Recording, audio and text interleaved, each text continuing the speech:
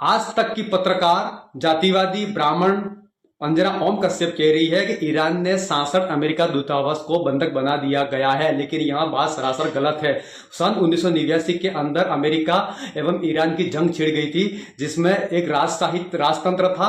वहां के शासक शाह मोहम्मद रेजा पहलवी थे, जो एक इस्लामिक क्रांति हुई और इस्लामिक क्रांति के कारण वहां एक इस्लामिक गणराज्य स्थापित हुआ, जो 1989 के बाद खामनेई शासन में यहाँ शुरू हुआ। तब से ईरान और अमेरिका के संबंध अच्छे नहीं है।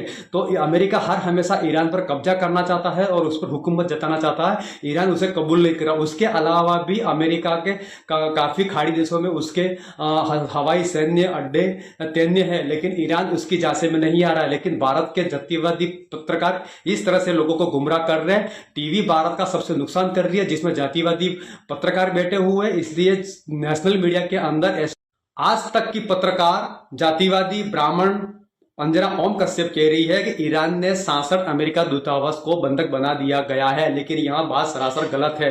सन 1989 के अंदर अमेरिका एवं ईरान की जंग छिड़ गई थी, जिसमें एक राजतंत्र था। वहां के शासक शाह मोहम्मद रेजा पहलवी थे, जो एक इस्लामिक क्रांति हुई और इस्लामिक क्रांति के कारण वहां एक इस्लामिक गणराज्य स्थापित हुआ, जो 1989 के बाद खामनेई शासन में यहाँ शुरू हुआ। तब से ईरान और अमेरिका के संबंध अच्छे नहीं है।